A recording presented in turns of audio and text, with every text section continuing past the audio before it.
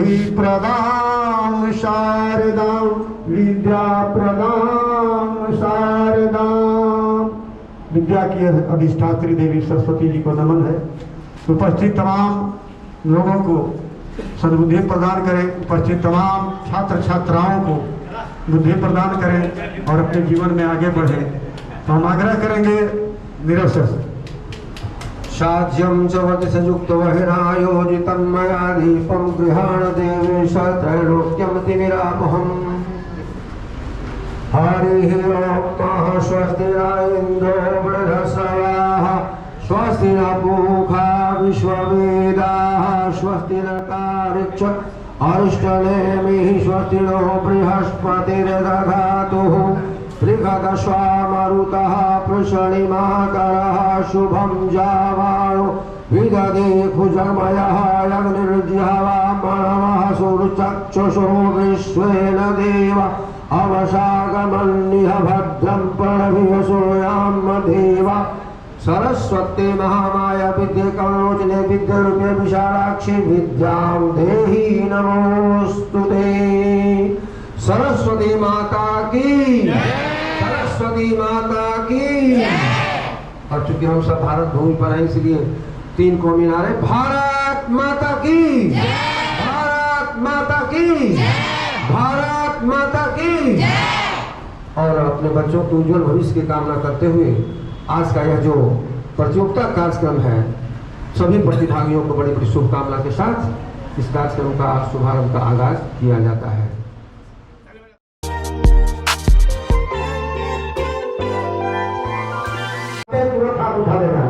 ध्यान से क्वेश्चन को सुनना है। चलिए पहला क्वेश्चन है, प्रथम आधुनिक ओलंपिक खेल कब और कहां आयोजित हुए थे? कोई बात नहीं, तुम आओ पीछे से।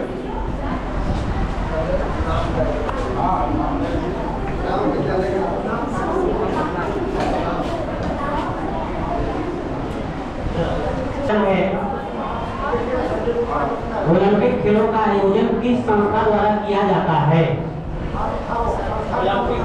ओलंपिक खेल का आयोजन किस संस्था के द्वारा किया जाता है?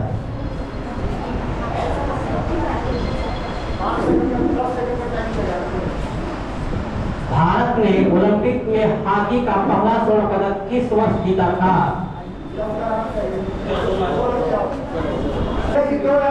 उसके बाद यही सीखना है कि खेल छोटा जगह हो रहा है।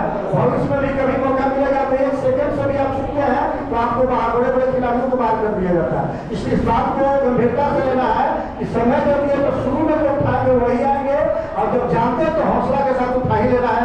आपके हौसला के लिए कि थक कर मत बैठ कि तेरी उड़ान बाकी है, जमीन खत्म होगा, आसमान बाकी है। सीता उच्च विद्यालय के परिसर में बैठे हुए इस भव्य सभागार में बैठे हुए छात्र छात्राओं के लिए सारा जहां बाकी है, सारा जहां बाकी है। आपका 2 राउंड हो गया है, तीसरे राउंड में हम चलते हैं। ओलंपिक मशाल प्रज्वलन की परंपरा किस देश से प्रारंभ हुई है?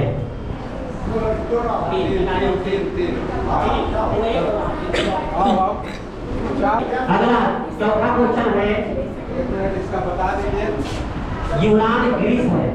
देख लो अपने यूनान ग्रीस। कोई बोला था ये, सबका उत्तर गलत हो गया। अब तक भारत का पहला व्यक्तिगत ओलंपिक स्वर्ण पदक विजेता कौन है?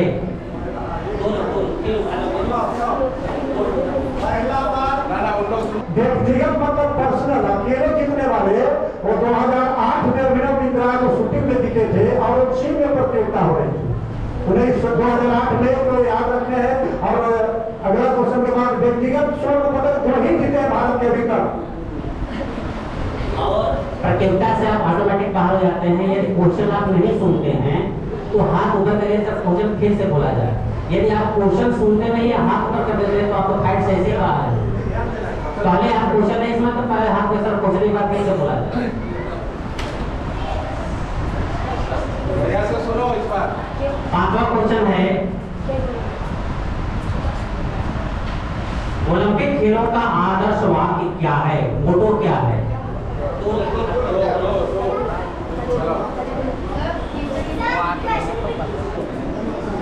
ठीक है हाँ एक लास्ट है देखो लास्ट क्वेश्चन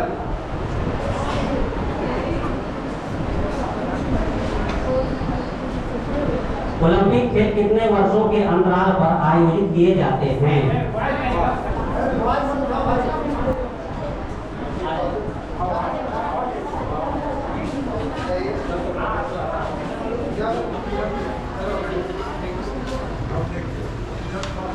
छह सवाल सर के द्वारा पूछा गया, जिसमें निधि कुमारी 8 पॉइंट लेकर के सबसे आगे है।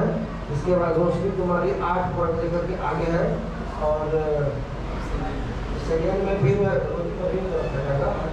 पॉइंट है।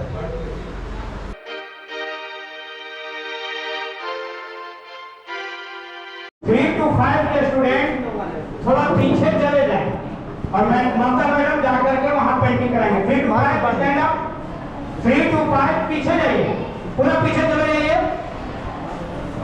3 to 5 पीछे चले जाइए। जो भी स्टूडेंट है ममता मैडम से निवेदन है कि ममता जाना है और वहां पेंटिंग और अपना करेंगे। 3 to 5 सर दोनों ममता मैडम है इसलिए स्पेशली बोलिए तो पता नहीं चल रहा होगा ना कि बहुत सारा ममता सर ममता मैडम तो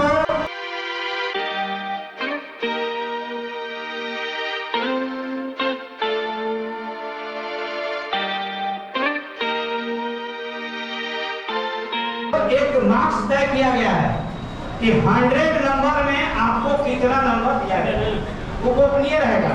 फर्स्ट सेकंड थर्ड को दिया जाएगा कि फर्स्ट किए सेकंड के थर्ड। अब बहुत कम संख्या है। विषय क्या है सर? जो भाषण का जो विषय है, इतना नर्वसनेस नहीं रखना है और प्रतियोगिता इंटरेस्ट होता है। तो नाउ सारिया का 100 में देना है सर, 100 में तीनों में दे दो। यहाँ पर उपस्थित आप सभी को सुप्रभात। मैं आज कक्षा 9वीं की राजकीय वेद बालिका उच्च विद्यालय की छात्रा हूँ। आज हम सभी यहाँ भाषण प्रतियोगिता के लिए एकत्र हुए हैं। इस प्रतियोगिता में आप सभी के समक्ष मुझे अपनी शब्दों को रखने का मौका मिला, इसके लिए मैं आप सभी के साथ आभारी रहूँगी। आज का हमारा विषय है मेजर ध्यानचंद के जीवन से हमें क्या प्रेरणा मिलती है। इनके बारे में बताने से पहले मैं आप सभी के समक्ष 2 लाइनें प्रस्तुत करना चाहूँगी कि कुछ इस कदर गोलों की बारिश बरसाई है, खिलाफ टीमों की सामर्थ्य आई है। कि कुछ इस कदर गोलों की बारिश बरसाई है, खिलाफ टीमों की सामर्थ्य आई है। ध्यानचंद तो नहीं है मगर फिर भी हॉकी ने भारत का हॉकी वाली जादू है। सबसे पहले मैं ध्यानचंद के जीवन के बारे में बताना चाहूँगी। ध्यानचंद भारतीय हॉकी टीम के एक महान खिलाड़ी थे। उन्हें हॉकी का जादूगर भी कहा जाता था। ध्यानचंद का जन्म 29 अगस्त 1905 को, जिसे प्रयागराज के नाम से जाना जाता है, में हुआ था। इनका असली नाम ध्यान सिंह था। ध्यान सिंह के पिता का नाम समेश्वर दत्त सिंह था और इनकी माता का नाम शारदा सिंह था। इनके पिता ब्रिटिश भारतीय सेना में थे और वो भी हॉकी खेलते थे। 16 वर्ष की उम्र में ध्यानचंद ने भारतीय सेना से जुड़ गए और वहीं से उन्होंने हॉकी खेलने की शुरुआत की। ध्यानचंद को हॉकी खेलने की प्रेरणा सूबेदार वेलर तिवारी से मिली थी। ध्यानचंद को हॉकी की दुनिया में अपने असाधारण गेंद नियंत्रण और गोल स्कोरिंग के लिए जाना जाता था। ध्यान सिंह को उनके दोस्त चंद कहकर बुलाते थे क्योंकि वे अक्सर छुट्टी के बाद चांदनी रात में हॉकी को समाप्त करते हुए 2 लाइनें प्रस्तुत करना चाहूँगी। तुम भी मेजर ध्यानचंद की राह पर चल सकते हो। तुम भी मेजर ध्यानचंद की राह पर चल सकते हो। हुनर है, तुम भी हॉकी के जादूगर बन सकते हो। धन्यवाद।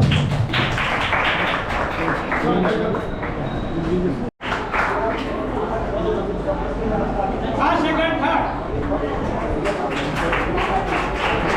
बीच में, फर्स्ट सेकंड थर्ड जोरदार ताली लगाओगे, जोरदार ताली।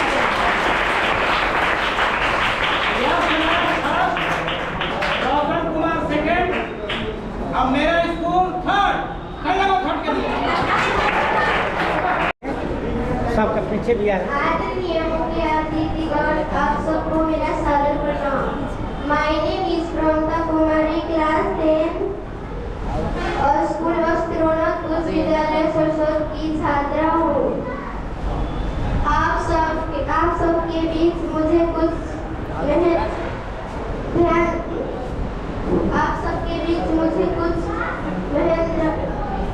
मेजर ध्यान सिंह के बारे में बोलने का मौका मिला है। अगर कुछ गलती हो तो मुझे बालिका समझ के माफ कीजिएगा।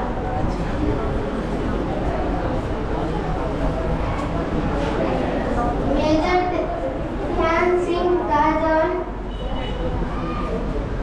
29 अगस्त 1905 ईस्वी में हुआ था। यह एक हॉकी खिलाड़ी के महत्वपूर्ण खिलाड़ी थे। इन्हें भारत देश का हॉकी का पिता भी कहा जाता है। ध्यानचंद्र का जन्म इलाहाबाद में हुआ था। ध्यानचंद्र की लंबाई 3 फुट 7 इंच थी।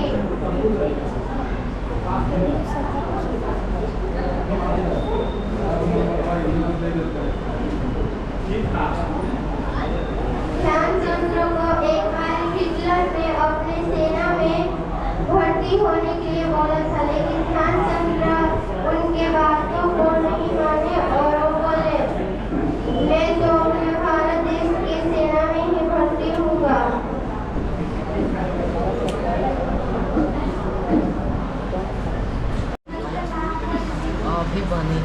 मेजर ध्यानचंद का जन्म 29 अगस्त 1905 ईस्वी को हुआ था, इलाहाबाद में।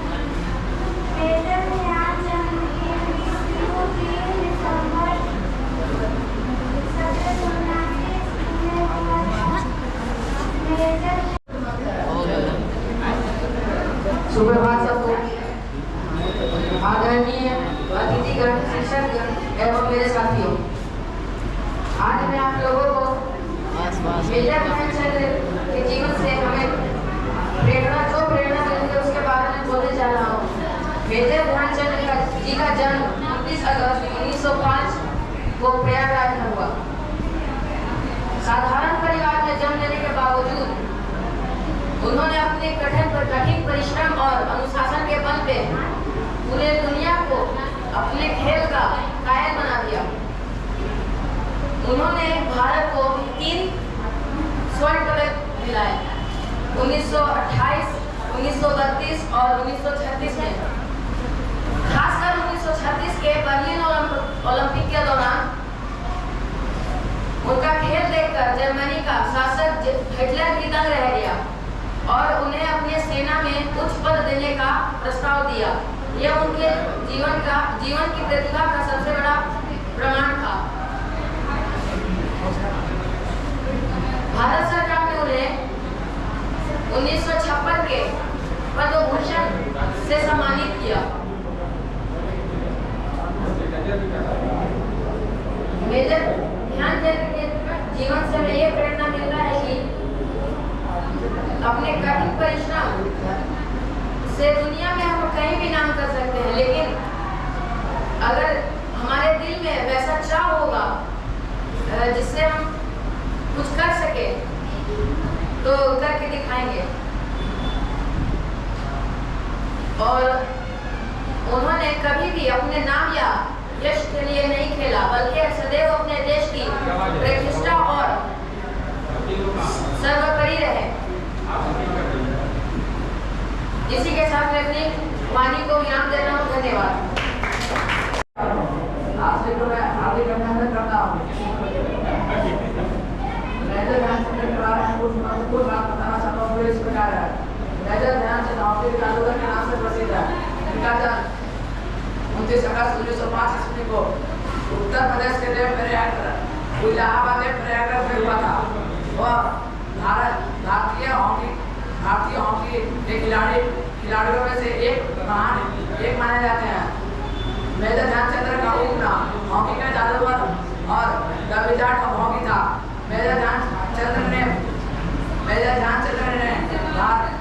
भारत को 3 ओलंपिक स्वर्ण पदक दिलाया। पहला 1928 में, दूसरा 1932 में। आदरणीय अतिथिगण और मेरे प्यारे साथियों, आज मैं आप सभी के सामने मेजर ध्यानचंद्र के जीवन के बारे में कुछ महत्वपूर्ण बातें बोले जा रहा हूँ। मेजर ध्यानचंद्र का जन्म 29 अगस्त 1905 को प्रयागराज में हुआ। साधारण परिवार में जन्म लेने के बावजूद भी उन्होंने कड़ी मेहनत और अनुशासन के बल पे पूरी दुनिया को अपनी हॉकी का कायल बना दिया। शिक्षिका है, मेरे प्यारे साथियों, आप सभी को अभिनंदन करती हूँ। मैं यहाँ उपस्थित मेजर ध्यानचंद के बारे में कुछ बोलना चाहती हूँ। मेजर ध्यानचंद हॉकी के जादूगर के नाम से प्रसिद्ध है। उनका जन्म 29 अगस्त 1905 को उत्तर प्रदेश के इलाहाबाद प्रयागराज में हुआ था। उनका उपनाम हॉकी के जादूगर और द विजार्ड ऑफ हॉकी था।